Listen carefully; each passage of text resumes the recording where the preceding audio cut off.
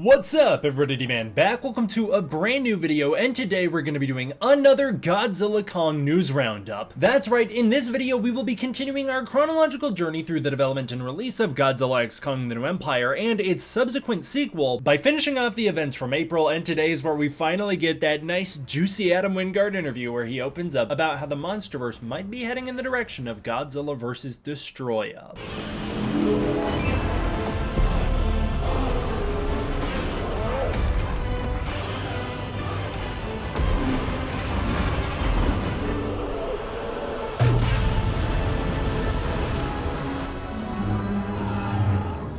Starting out with an art piece, as always, as usual, let's get into it with one of our returning artists here. This art piece comes to us from Jared Modena Designs. Of course, I'm featuring some of his artwork again. Actually, his artwork of Destoroyah, which I showed off in a previous update, I think is so incredible. It's probably the thumbnail inspo for this one. What we're seeing here is Jared Modena's Shinomura. Obviously, Shinomura was from the Godzilla Awakening comic book, and this is a very cool redesign of Shinomura, obviously updating that pretty abstract design into a 3D format that you could see in a movie. I think that's very neat. I don't know what the poles are for though. I guess it's just to like show that this thing could be made into like a physical model. Awesome to see some Shinomura fan art, not something you see every day, so I thought that was very cool. We have a discussing films interview with Adam Wingard, which I think is very important and very interesting. This is the interview that gets into the potential for Destoroyah to appear in the MonsterVerse, as well as where the tone of the next movie is heading. Now, it's important to note that Adam Wingard is not returning for the next Godzilla Kong movie, but it is also important to note that while that film was greenlit, he was attached to return, so a lot of his ideas will probably be the inspiration and jumping off point for what they're doing with Grant Spatori's new Godzilla film. I think it's incredibly important that Wingard was there during the inception of this next movie, because I think his ideas will serve as the basis for it. When asked if Godzilla will get a son in the MonsterVerse because Kong got a son, Wingard answered by not answering, stating that one of his favorite Godzilla films is Godzilla vs. Destoroyah from 1995. He feels that Godzilla 1954, Godzilla -1, and Godzilla vs. Destoroyah are the emotional high points of the franchise, which make those three movies his three favorites. He also explains that the ending of the film with Junior's death and Godzilla's death following is so beautiful that it was able to make him cry. He thinks Ifukube's grand score for that scene is what makes it work so well. Interesting, it's almost like Ifukube made the perfect Godzilla theme. I think in retrospect, now that he explains it, when I really think about it, Godzilla vs. Destoroyah is probably the emotional high point for a Godzilla film where the kaiju are the center of that emotion. Because obviously Godzilla 54 and -1, Godzilla's not the core of the emotion of that movie, it's the human characters. But Godzilla vs. Destoroyah probably is the emotional high point of the character of Godzilla. I think that's very cool. Wingard says that Destoroyah is in many ways also the peak of Supernova filmmaking, as he doesn't think any other Godzilla films quite match up to the quality, scale, and emotion of that film's practical special effects. Is Godzilla vs. Destoroyah the peak of Supernova? I don't know. It's hard to say. Maybe for Godzilla films, although there was some really incredible suit work done in the Millennium series, and some of the early suit work in the Heisei series like Biollante is just so impressive to me. But maybe. But I think that's for the Godzilla series, because when you get into those Gamera movies, those Heisei Gamera films, like probably Gamera 3 has the best suit work in miniatures of all the miniature filmmaking, and I also think that one's important because it's another one that has a really strong emotional core to the monsters. The way they did that one is by creating a really strong bond between the monster and the human characters. While the monster and the monster also had a bond, it was really about the bond between the humans and the monsters. So I wonder if we'll see that played up in the next movie. They should really rewatch those Heisei Gamera films before heading into the next one. It was also a huge inspo for 2014 as well. He says that if he were going to do another film, he would strive for that type of emotional resonance with Godzilla as the character. The next film would have a stronger emotional focus and a bigger emphasis on Godzilla's emotional journey. A few things that are important to note: he's not saying the movie will have a darker tone. He's also not saying that the movie will be like Godzilla vs. Destoroyah. So while I think it's possible that Destoroyah could appear in the MonsterVerse, I don't think he's showing up yet. I don't think that's actually what he's teasing here. I think instead, as the article draws the connection, it's more than likely he's teasing Godzilla's son appearing in the next film, or a child of Godzilla, you know, probably an adopted son of his. I've heard some insider information about what the next film was gonna look like under Wingard's belt, and how a lot of that's probably changing now that he's stepped away. And while I didn't hear any confirmation on a possible son of Godzilla appearing in the movie, I did hear an interesting teaser that led me to believe that is what was gonna happen. It wasn't stated. That wasn't what I was told, but what I heard, the dots were easy to connect. So I'm very curious to see if Godzilla will get a son in the next movie and what that might do for him as a character. It's also important to note, Wingard isn't saying he's going to give Godzilla more screen time. He's saying he's going to give Godzilla a stronger emotional journey. I think one thing that's very interesting about Godzilla vs. Kong is it features the most screen time of Godzilla in the MonsterVerse, and yet in many ways, many of us feel that Godzilla falls flat in that movie, and he should have been doing more and had more to do. And you guys voice your opinion like every day in my comment section that you want more Godzilla and Godzilla Kong the New Empire. I don't think more Godzilla is the solution. I think having Godzilla do more important things and have an actual core emotional story is key. A lot of us remember Godzilla King of the Monsters having a lot of Godzilla, and it's because Godzilla has a very clear emotional journey. Not only from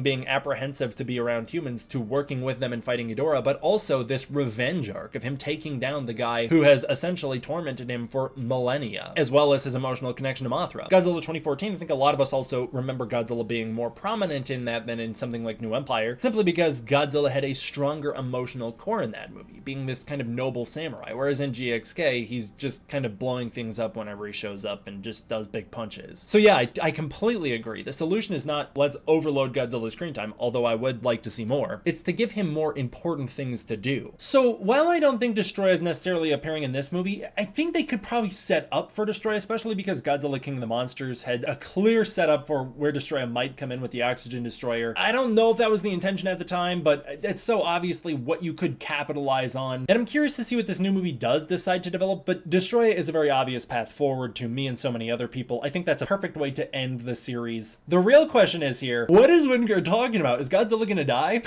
So in some of the early drafts for Godzilla vs. Kong, Kong dies. That's something that I've heard. I've heard that in the original draft, I believe Kong's head gets crushed or his chest gets caved in when Godzilla stomps on it. Something like that, in a way where Kong could not be resurrected. But I also know Kong died in the first draft of Kong Skull Island as well. So it was clearly an idea they floated but were not married to, as obviously there's no real way to kill Kong off in the MonsterVerse. I think at this point, if you kill Kong off and try and replace him with Suko, it's just not going to land. Suko is not a name brand, and I don't think Suko can become King Kong, especially because dude's got a different name. He's not called the son of Kong either. He's Suko. He's a totally different guy, and he's too young to take up the mantle. So I think Kong's sticking around. Godzilla is kind of an immortal type creature where if you kill him and replace him with a younger version of himself or a younger Godzilla, I also think he's got so little emotional core at this point in the MonsterVerse that I could see that happening and working, where you could just transition into a new Godzilla that has maybe a bit more of a defined personality. That would make me really disappointed. I do not want Godzilla to die. I really hope Godzilla does not die, but I can very much see the next movie introducing a son for Godzilla. It would be really hard to do a son for Godzilla in the MonsterVerse without it being silly. I'd be very curious to see how they'd create a young Godzilla design. You'd have to, fingers crossed, go with something like Monarch Legacy of Monsters flashback design, which stands at around 156 feet in that flashback sequence where it was supposedly 355 feet, at least in the 2014 movie it was. That's what Godzilla would look like when he's young. He would look like Godzilla 2014. That's what he would look like. So you'd have to go with that. But how would you make the audience understand that it's young? I don't know. I just say you scale him down. You know, like I think 164 feet for a baby Godzilla, that's pretty solid in the MonsterVerse. Again, I'm not in love with the idea of killing Godzilla. If you do kill Godzilla, he could transfer his energy and grow the baby into full size. You either do that or you do something maybe more Toho inspired, where you've got a more Toho inspired Godzilla walking around that kind of blends Toho and the MonsterVerse designs, and that could be your way forward through a baby Godzilla. I do not want them to try and cutesify it. Anytime they try and make Godzilla look cute, it fails. It just does. It doesn't work. Baby Godzilla really doesn't work unless he's just a baby Godzilla. So I'm nervous about that. I do think the plan was probably to give Godzilla a son in this next movie. I don't know if they're sticking to that. You know, it's entirely possible Grant Spatore throws that idea out. We really get none of the Godzilla vs. Destoroyah aspects that Wingard wanted to do in this next film. But if they do, please be careful, guys. It could be done really ridiculously, really easy, and it could really compromise that movie if it's not done right. So I'm a little nervous. But there's hope. There's a lot of hope, and there's a lot of potential to those ideas. And I think giving Godzilla more emotional depth is absolutely a good thing. It's also important to note, this is not the first we've heard this. Back in 2017, a Screen Rant article was done interviewing Adam Wingard. In August 2017, Wingard was interviewed about Godzilla vs. Kong, and in it he says that movie would be a sequel to Godzilla King of the Monsters, with some of those characters returning, and that it would be a Godzilla-focused movie and a sequel to Godzilla more so than a sequel to Kong Skull Island. And as we all all know, Godzilla vs. Kong is so about Kong. He is the lead character of that movie. It's not really all that much of Godzilla's story. He also talks about how when you make a Godzilla film, you have to remember that the only reason you're able to do so is because horrible tragedies took place at the end of the war in order to inspire Godzilla in the first place. And so you have to handle that character very delicately because he's a symbol of tragedy. Wingard also talks about how tricky it is because Godzilla has also been transformed into a children's character over the years, which adds this level of complexity to him where you're allowed to have fun with him. You just have to remember where you're coming from. Wingard says that because of Godzilla's tragic origins, Godzilla vs. Kong would have an underlying darkness and a serious tone to the movie that honors the roots of Godzilla while still allowing for younger moviegoers to enjoy the movie. Godzilla vs. Kong does not have an underlying darkness to it, and the movie turned out better for that, but it's interesting that Godzilla vs. Kong did not have the tone we were told it would. And I understand that movie went under enormous revisions and rewrites, but this isn't the first time we've been told that the MonsterVerse would have a darker tone and then it didn't. So if the next Godzilla film winds up giving Godzilla a son and doesn't wind up being all the more serious because of it, or having a Godzilla vs. Destoroyah style tone, this isn't the first time this has happened. Like I said, 2017 we were told that Godzilla vs. Kong would have a tone similar to 54. It just didn't. I'm happy it didn't. I don't think that would have matched Godzilla vs. Kong, but it is important to know we have been through this before, so I guess we'll just have to wait and see. Alrighty, thank you guys all for watching, especially thank you to my patrons over on Patreon. If you want to support the Patreon, you can use the link in the description below where you can get early access to content, access to the Discord community, and more. And if that's not your thing, please consider supporting the channel as a channel member. Thank you all so much. I will see you all next time for the next one. D-Man out.